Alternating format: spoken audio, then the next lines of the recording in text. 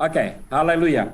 Bapa dalam surga, di dalam nama Yesus Tuhan, pada saat ini ya Tuhan, kami datang di hadapan-Mu ya Tuhan. Kami memberikan ruang bagi Roh Kudus untuk berkarya sebebas-bebasnya pada malam hari ini ya Tuhan. Kami minta terang-Mu, kami minta kuasa-Mu ya Tuhan.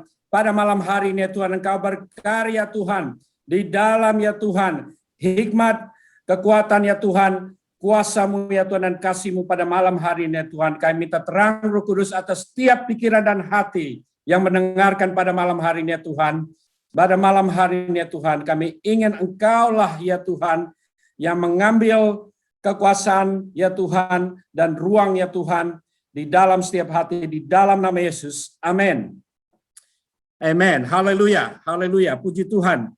Senang berada dengan saudara sekalian yang pada malam hari ini saya yakin adalah orang-orang yang telah digerakkan hatinya ya Tuhan, digerakkan hatinya oleh Tuhan untuk penginjilan.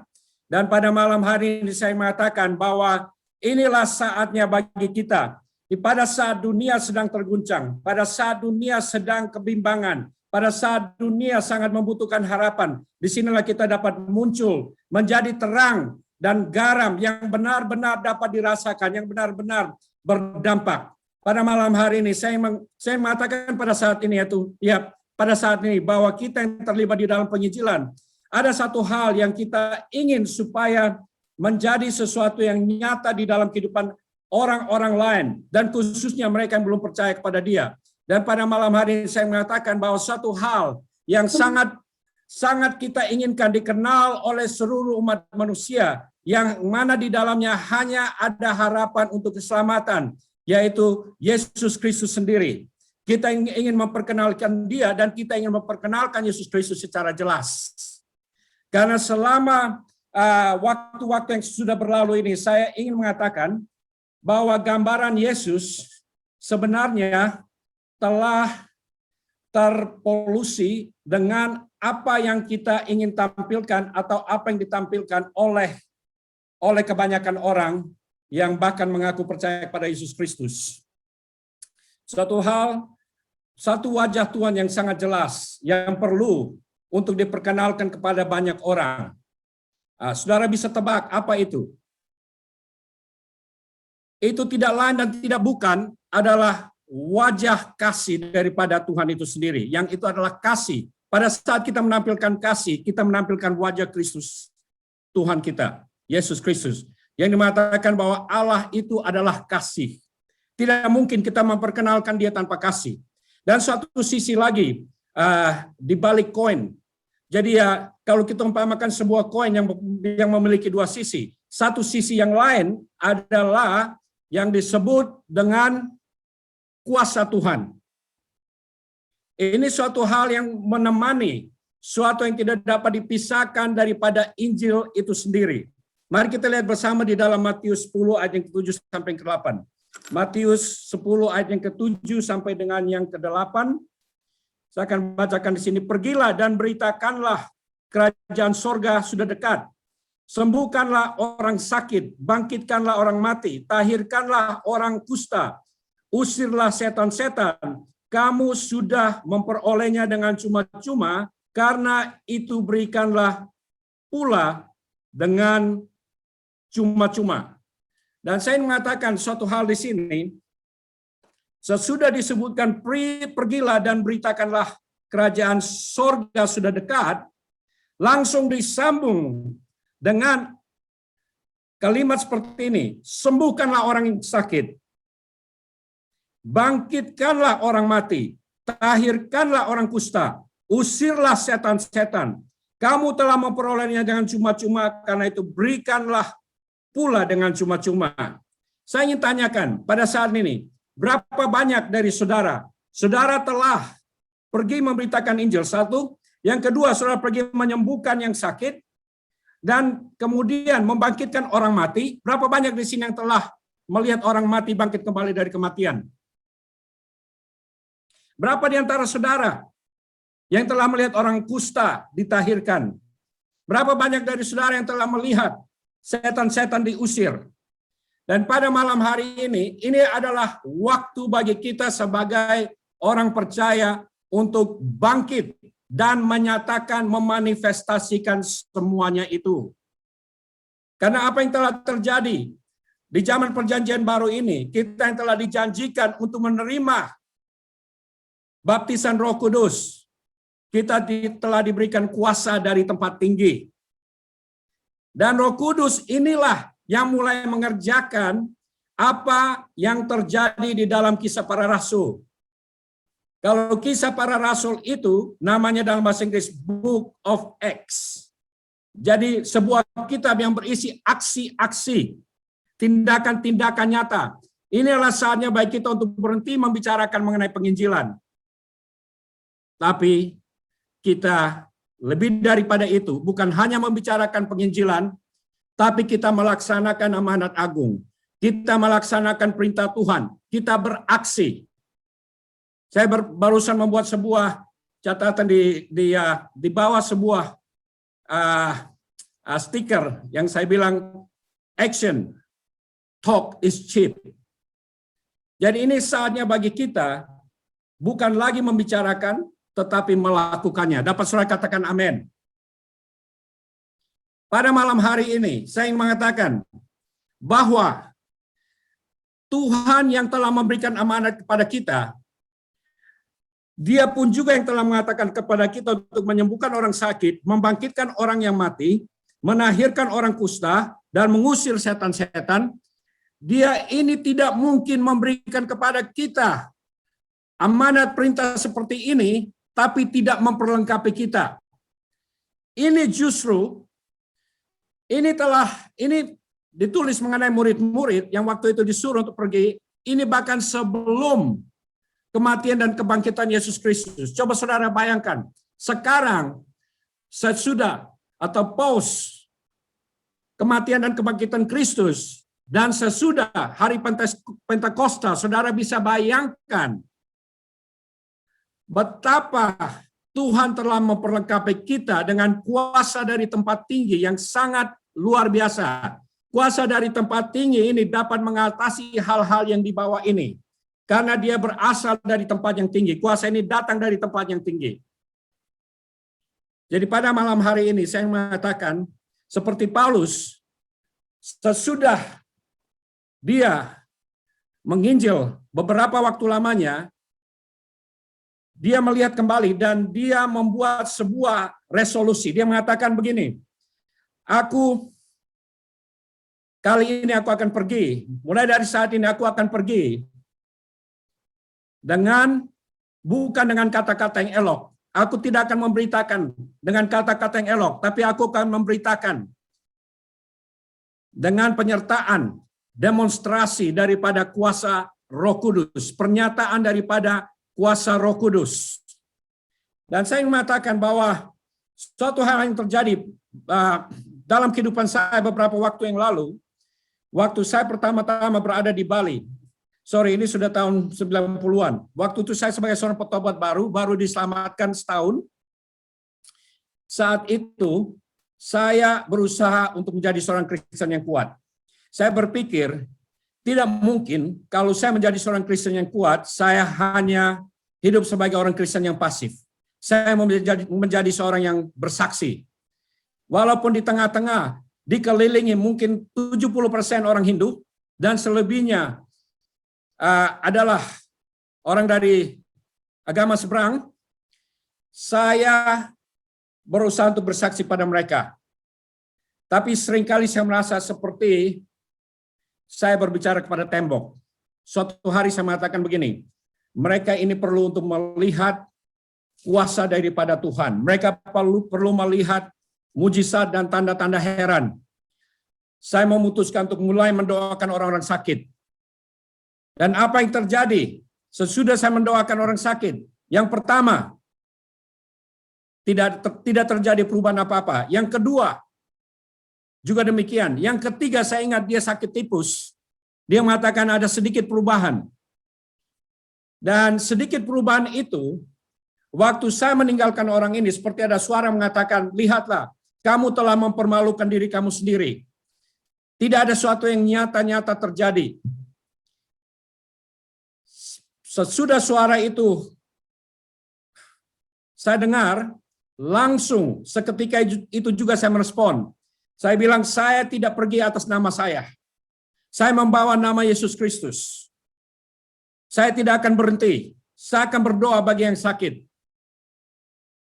Nah, beberapa hari kemudian, ada seorang Muslim yang datang ke kantor waktu itu. Dia waktu itu sudah 4 hari tidak masuk kerja. Dia seorang supir truk. Kami menanyakan apa yang terjadi sehingga dia absen 4 hari. Dia mengatakan, saya sakit punggung. Dia adalah salah satu langganan di proyek om saya waktu itu. Dan dia mengatakan bahwa dia sakit sangat parah sehingga dia tidak bisa bergerak. Dia bilang dia sedang memaksakan diri untuk datang ke kantor, datang untuk membeli bahan-bahan tambang. Pada saat itu saya mengatakan, maukah engkau disembuhkan? Dia mengatakan, ada ramuan apa? Saya mengatakan, ada obat yang sangat manjur, tapi ini bukan obat yang seperti yang biasa Bapak kenal. Ini obat ini adalah melalui doa. Saya bilang kalau masih mau mempertahankan sakitnya silakan, tapi kalau mau sembuh saya doakan. Dia mengatakan iya dia mau sembuh, saya langsung mengulurkan tangan mendoakan dia, dan saya menyuruh Bapak ini untuk melakukan apa yang tidak bisa dia lakukan sebelumnya. Dia langsung sembuh total. Sembuh total di tempat. Kalau saya menjadi putus asa dan saya tidak berusaha untuk terus berdoa bagi yang sakit, mungkin mujizat tidak akan terjadi seperti itu. Dari situ, dari mulut ke mulut, semakin banyak orang disembuhkan. Saya masih ingat saya melakukan KKR pertama secara pribadi di Bali. Dan itu sangat luar biasa. Orang yang kakinya sebesar gajah, yang tidak bisa berdiri, apalagi berjalan, dalam waktu 10 menit dia sembuh total.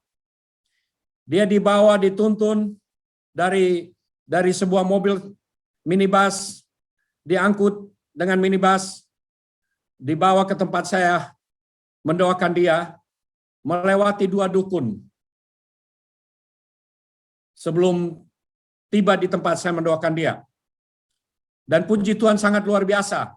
Pada saat sesudah dia sembuh, dia berjalan sendiri ke mobil tersebut di hadapan dua dukun tadi yang menyaksikan bagaimana dia angkut oleh orang-orang lain. Puji Tuhan, haleluya. Haleluya. Dan pada malam hari ini saya ingin menyampaikan kepada saudara sekalian bahwa saudara semua yang sudah mengenal Yesus Kristus sebagai Tuhan dan Juru Selamat, apalagi dibaptis Roh Kudus, saudara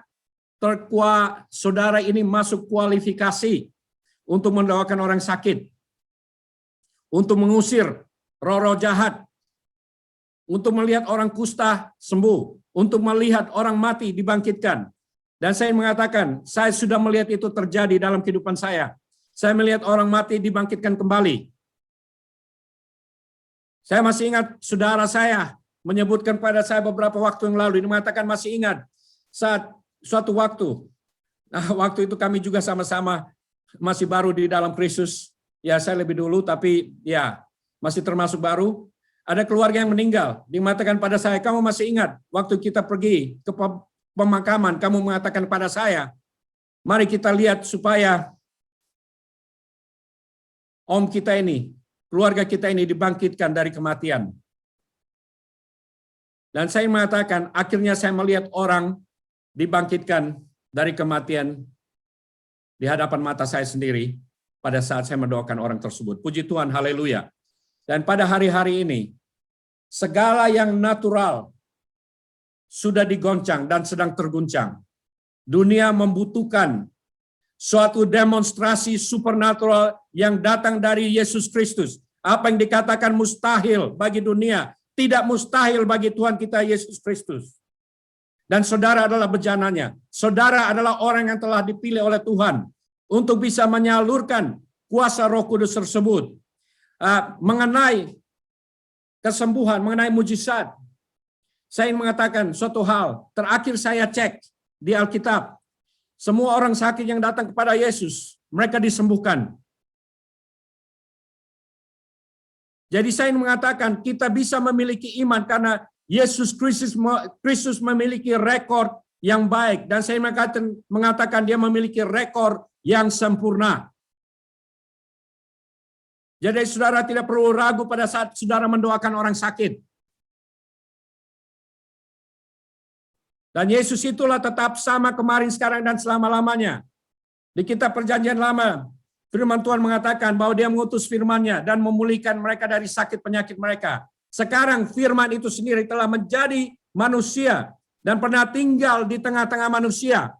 Dan dia telah mati dan dibangkitkan kembali. Dan dia telah memberikan Roh Kudus kepada kita hari ini. Jadi saya ingin mengatakan bahwa lebih daripada sekedar mengirim firman perkataan, tetapi dia sendiri masih hidup dan tetap sama sekarang dan selama-lamanya. Suatu hal yang saya ingin maksudnya membukakan mata kita di dalam hal praktis mengenai penyembuhan yang berhubungan dengan iman.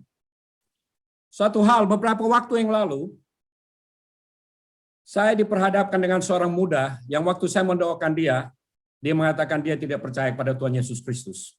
Saya mengatakan pada saudara begini, pada saat Yesus membangkitkan Lazarus, Lazarus itu orang yang sudah mati.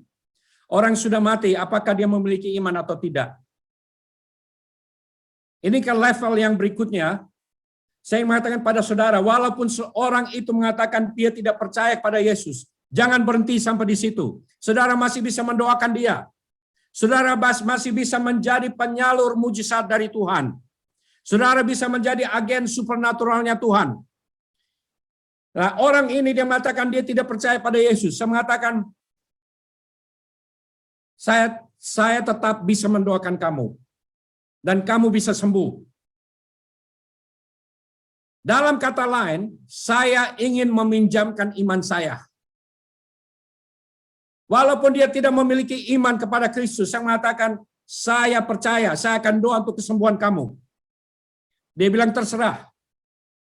Saya mendoakan orang ini yang kakinya patah, berada dalam keadaan kesakitan, dia sudah seminggu menderita sakit, jangankan berjalan, berdiri saja pun juga dia tidak bisa. Waktu saya mendoakan dia, saya merasa Tuhan mengatakan pada saya, suruh dia bangkit berdiri. Saya bilang, kamu bangkit berdiri sekarang. Dia memandang tongkatnya. Saya mengatakan, jangan pakai tongkat, bangun sendiri. Nah, dalam hal-hal seperti ini, saya mengatakan kepada saudara, memang penting kita memiliki kepekaan. Dalam hal ini saya tahu Tuhan berbicara pada saya, mengatakan pada orang ini untuk bangkit berdiri. Tanpa memegang tongkatnya. Langsung dia awalnya perlahan, tapi dia bangkit berdiri. Dia sangat terkejut. Dia bilang, kok saya sudah bisa berdiri? Saya bilang, sekarang kamu berjalan. Dia berjalan. Dan dia berjalan di hadapan banyak orang, waktu itu di tempat umum. Dia mengatakan pada orang-orang di sekeliling dia, dia bilang, kamu lihat atau tidak? Saya tadi tidak bisa berdiri, sekarang saya berjalan. Dia bilang, orang ini mendoakan saya. Saya bilang, jangan sebut saya. Tuhan Yesus sembuhkan kamu. Terus saya menyuruh dia untuk berlari. Dia berlari. Saudara kandung dia, kakak dia yang badannya lebih besar dari dia, yang menuntun dia sampai ke situ, karena dia bosan, sudah di rumah 7 hari, dalam keadaan kesakitan, dia ingin menghirup udara segar, saudaranya menolong untuk membawa dia ke taman tersebut. Saudaranya berlari ke arah saya, dan sebelum saudaranya menanyakan sesuatu, dia sendiri mengatakan, lihat, saya sudah bisa berjalan, saya sudah bisa berlari. Saya bilang, oke, sekarang kamu lompat. Orang ini dia langsung melompat, beberapa kali melompat. Puji Tuhan, puji Tuhan, kuasa Tuhan tetap sama kemarin, sekarang, dan selama-lamanya, karena Yesus tidak pernah berubah. Dan puji Tuhan, bahwa bahkan orang yang tidak percaya pada Tuhan, bahkan yang tidak percaya kepada Tuhan pun bisa disembuhkan. Amen. Kemudian orang ini tanpa perdebatan, tanpa panjang lebar, kita berbicara, saya cuma memberitakan Injil yang sederhana kepada dia, dia langsung mau terima Yesus. Dia dengan saudaranya langsung terima Yesus pada malam hari itu juga. Amen. Haleluya. Haleluya. Karena pada saat orang menderita sakit, mereka seperti melambaikan sebuah tiket bagi saudara untuk menjangkau mereka. Dan saudara bisa menjangkau mereka dengan Injil. Dan saudara tahu bahwa lebih daripada kesembuhan tersebut, orang yang sudah disembuhkan, ya mereka otomatis terbuka kepada Tuhan Yesus Kristus untuk menerima anugerah keselamatan bagi hidup mereka. Puji Tuhan, puji Tuhan. Jadi malam hari ini saya mengatakan, marilah kita menjadi agen-agen supernaturalnya Tuhan. Mari kita pergi. Amanat agung dalam Markus 16 juga sama demikian. Bahwa tanda-tanda ini akan menyertai mereka yang percaya. Disebutkan bahwa kita akan menumpangkan tangan pada orang sakit akan disembuhkan. Jadi saya mengatakan pada saudara, jangan lagi duduk diam dan pasif, tapi saudara bisa menjadi bejana tersebut. Nah, langkah berikutnya yang saya ingin bicarakan mengenai iman adalah sebuah mitos yang saya ingin menghancurkannya. Saya senang untuk menghancurkan hal-hal yang seperti mitos di dalam iman yang dirangkul oleh orang-orang tanpa dipertanyakan, tanpa dipelajari lebih dalam lagi. Salah satu hal yang disebut mitos adalah mengenai iman. Oke, iman. Kadang-kadang orang berpikir dan bergumul mengenai iman mereka untuk mendoakan orang sakit. Satu saya sebutkan tadi, kalau Tuhan sudah menyuruh kita, dia memperlengkapi kita. Dia tidak menyuruh kita melakukan sesuatu yang dia sendiri belum memberikan istilahnya modal kepada kita untuk melaksanakannya. Satu. Yang kedua, murid-murid pada saat datang kepada Yesus, mereka meminta untuk supaya iman mereka disebutkan untuk ditambahkan. Mereka minta, oke, jadi ya dalam bahasa Inggris disebutkan, mereka datang kepada Yesus mengatakan, help us to increase our faith. Ini tidak bicara mengenai Tuhan Yesus tidak menanggapi apa yang mereka minta. Yesus mengatakan apa? Kalau kamu memiliki iman sebesar biji sesawi, kamu akan mengatakan pada gunung ini, dipindahkan, gunung itu akan dipindahkan. Kenapa?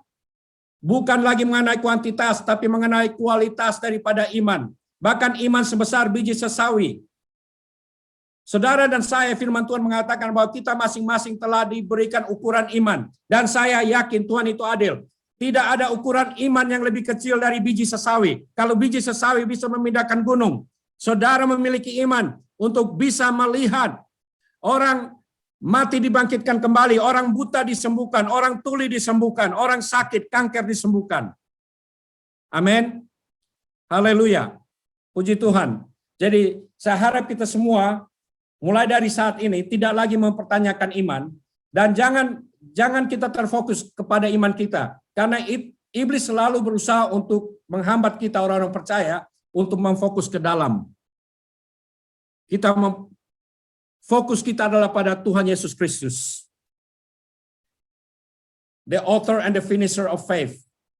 Amen. Haleluya. Puji Tuhan. Mari kita menjadi agen-agen supernaturalnya Tuhan. Dan mari kita lihat supaya kuasa Tuhan bekerja semakin hebat dan semakin tersebar di mana-mana. Puji Tuhan. Haleluya. Amen.